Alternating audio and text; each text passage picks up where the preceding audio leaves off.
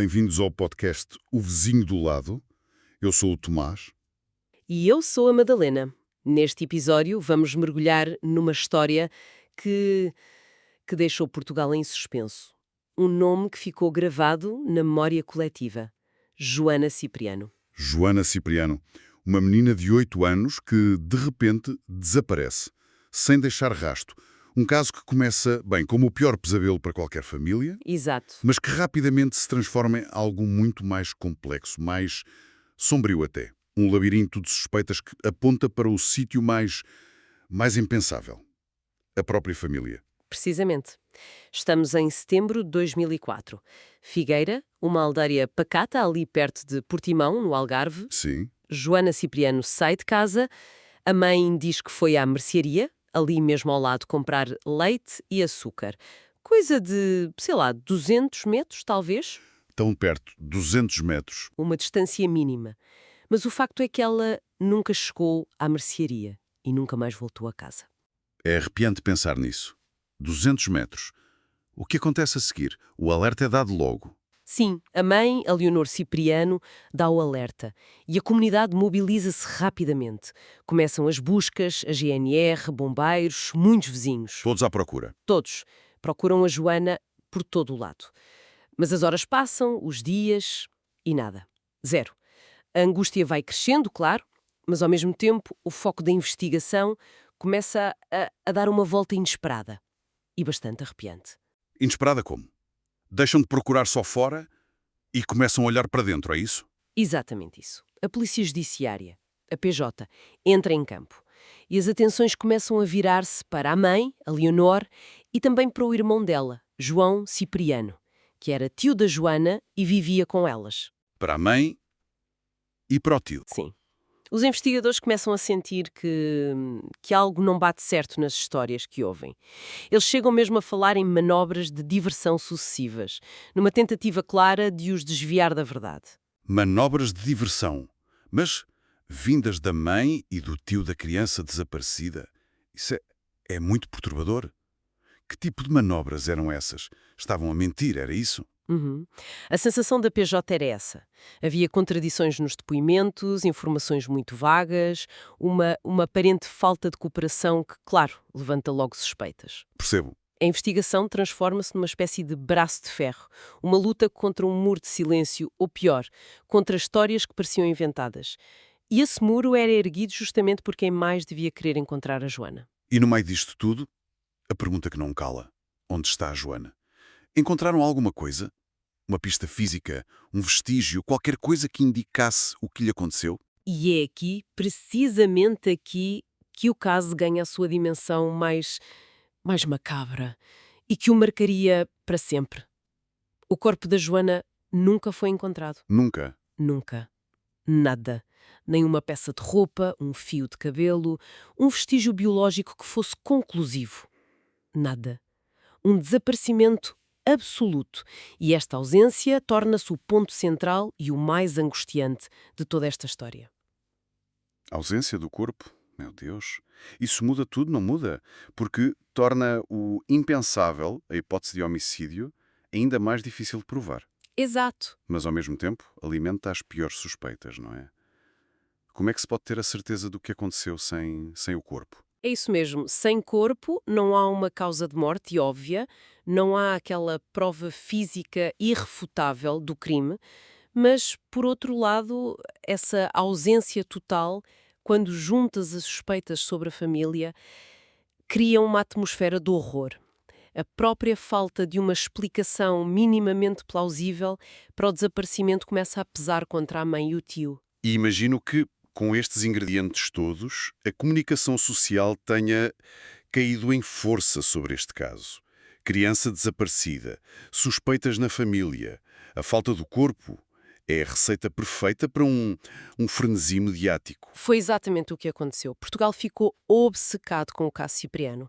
Os telejornais abriam com as últimas do caso, os jornais tinham páginas e páginas, as revistas especulavam. Todos os dias. Todos os dias, cada detalhe, cada boato, cada imagem da Leonor ou do João era esmiuçada publicamente.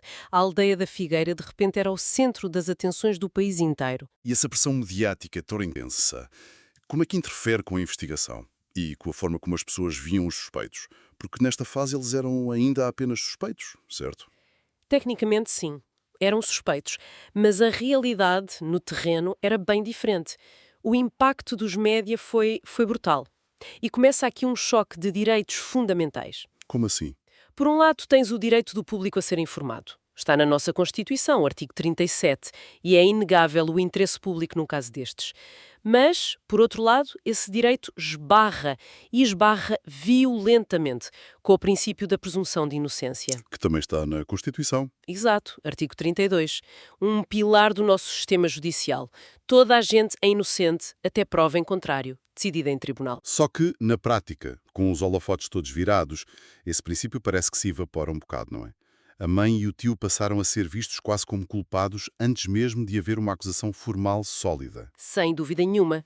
A opinião pública forma-se muito depressa e muitas vezes baseia-se em informações parciais ou sensacionalistas ou até mesmo erradas. A exposição constante da Leonor e do João, as descrições do comportamento deles, as alegações que corriam, tudo isso criou um clima de condenação popular antecipada. Isso é muito perigoso. Torna quase impossível olhar para os factos de forma objetiva. Isso levanta uma questão mesmo muito séria sobre a justiça. Quer dizer, se a opinião pública já decidiu, como é que se garante um julgamento que seja verdadeiramente imparcial, baseado só na prova que é apresentada ali, em tribunal? Especialmente quando o caso acaba por ir a julgamento com júri. É o ponto nevrálgico, sem dúvida.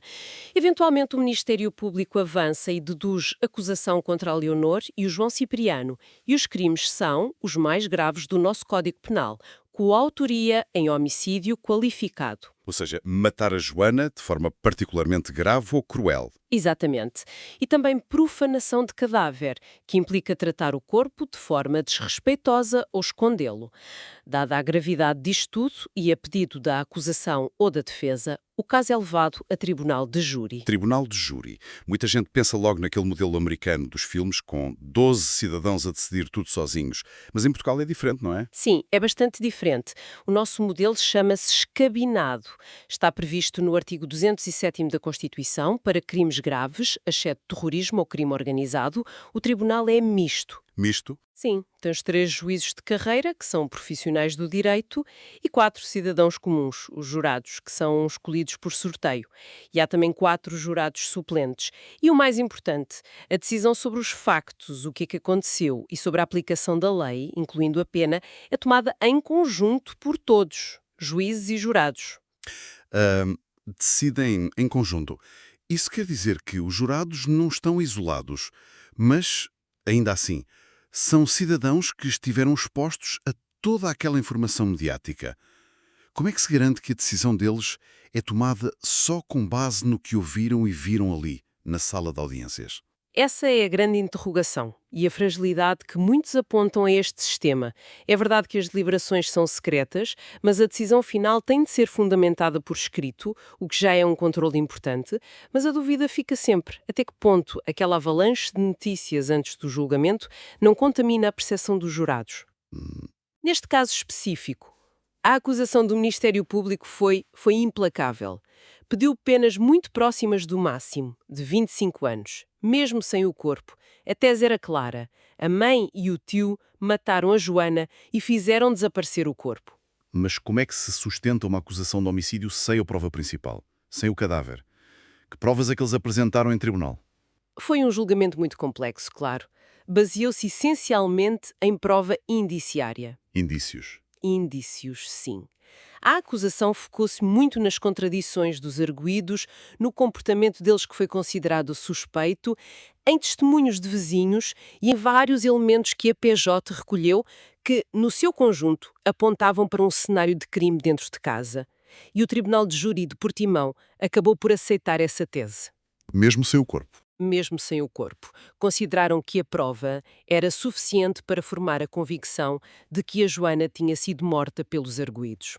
Chegaram a falar numa reconstituição fotográfica do caso que, para eles, demonstrava a morte. E qual foi o verdito, então? Condenação. Em 2005, o Tribunal de Júri considerou Leonor e o João Cipriano culpados de ambos os crimes, homicídio qualificado e profanação de cadáver. E as penas? Pesadas. A mãe apanhou 19 anos pelo homicídio e mais 21 meses pela profanação. O tio levou 18 anos pelo homicídio e 20 meses pela profanação. Feitas as contas, em cúmulo jurídico, penas muito, muito longas. A juíza presidente até referiu na altura que a decisão tinha sido relativamente rápida, tomada só em 2 reuniões de deliberação. Fim da linha para eles. Ou a defesa ainda podia fazer alguma coisa? A história judicial estava longe de acabar. A defesa recorreu, claro. E nos casos de júri, há uma particularidade interessante. O recurso sobre a matéria de direito ou sobre erros processuais vai diretamente para o Supremo Tribunal de Justiça, o STJ. O nosso tribunal mais alto. Sim, o recurso sobre os factos em si é mais limitado, mas a defesa argumentou que houve erros na aplicação da lei e na própria avaliação da prova feita pelo júri. E o que é que o Supremo decidiu? Manteve a decisão do júri? Não. E aqui a história dá outra volta, uma volta significativa. Em 2006, o STJ publicou um acórdão que deu parcial razão à defesa. A sério? Sim, o Supremo decidiu reduzir as penas e, de forma substancial, fixou-as em 16 anos de prisão para ambos, mãe e tio. Uau! De 19 e 18 para 16. É uma redução considerável. Qual foi o argumento do Supremo para alterar a decisão de um júri que supostamente até tem essa legitimidade acrescida por incluir os cidadãos? O STJ apontou, fundamentalmente, 2 grandes falhas na decisão do júri de Portimão.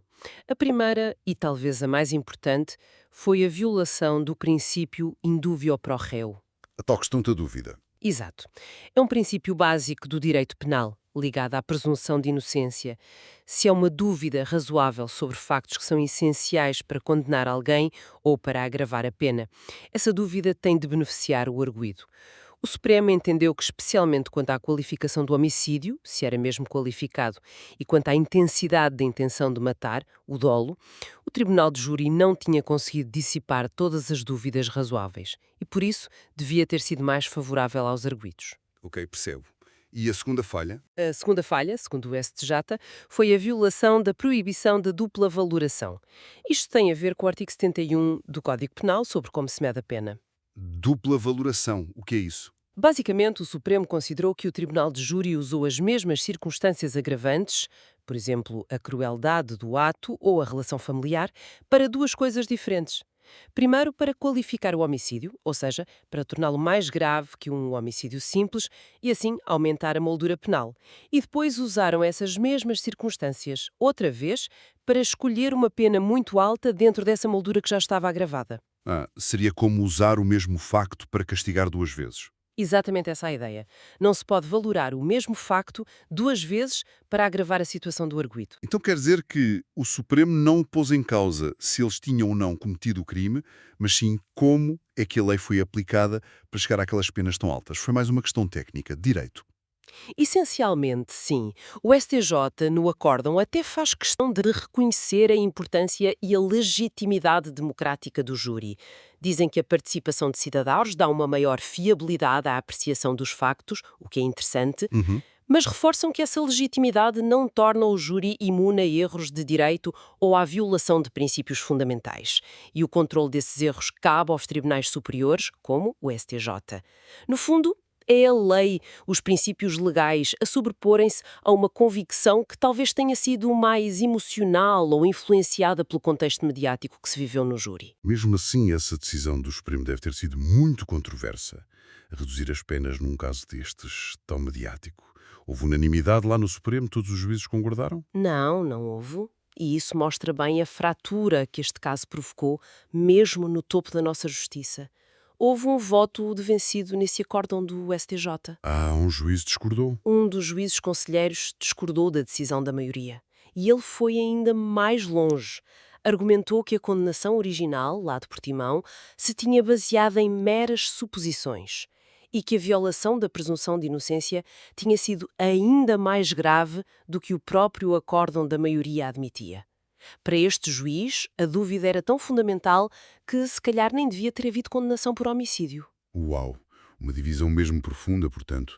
E o Ministério Público, que tinha pedido penas máximas, como é que reagiu a esta redução? O MP tinha, como seria de esperar, argumentado no recurso para que se mantivessem as penas do júri. Defenderam a decisão de Portimão, rejeitaram a ideia de que a comunicação social ou uma suposta falta de preparação jurídica dos jurados tivessem sido a causa da condenação inicial. Mas pronto, o Supremo acabou por decidir de outra forma. Este caso é mesmo um novelo muito complexo. Temos o desaparecimento inexplicável, as suspeitas que recaem sobre a família mais próxima, a ausência total do corpo, uma pressão mediática brutal, um julgamento por júri que condena de forma muito pesada e depois o Supremo a intervir e a reduzir as penas com base em princípios legais. O corpo nunca apareceu. Essa é a sombra que paira sobre tudo, o detalhe macabro que impede que haja um fecho definitivo, que continua a alimentar teorias e manter o mistério vivo, mesmo hoje. E demonstra também as complexidades do nosso sistema de júri, não é? A ideia democrática bonita de ter cidadãos a julgar, mas depois a realidade de as suas decisões poderem ser corrigidas ou até alteradas por juízes de carreira nos tribunais superiores, levanta a questão sobre qual é o verdadeiro peso da decisão dos jurados leigos no fim de contas. E, claro, expõe de forma muito crua o poder e também o perigo da influência mediática. Até que ponto é que a verdade, que é construída pelos média, se consegue infiltrar na sala do tribunal? Até que ponto a comoção pública, por mais compreensível que seja num caso destes, pode pressionar ou influenciar decisões que deviam ser puramente baseadas na prova e na lei? Fica a pergunta no ar, não fica? Foi feita justiça no caso Joana Cipriano, com um corpo que nunca apareceu, com a lei a ser interpretada de formas diferentes em instâncias diferentes, com a opinião pública tão marcada desde o início? Talvez a resposta seja tão esquiva como o próprio paradeiro da Joana. Num caso onde falta a prova física mais fundamental e onde a emoção coletiva é tão intensa, será que o sistema judicial, seja ele qual for, consegue mesmo garantir uma verdade absoluta? Uma verdade livre de qualquer sombra de dúvida? Ou estaremos condenados a viver com a incerteza nos casos mais sombrios como este? É uma questão que fica para lá deste episódio a pairar na consciência de todos nós. Obrigado por ouvires. Até ao próximo episódio de O Vizinho do Lado.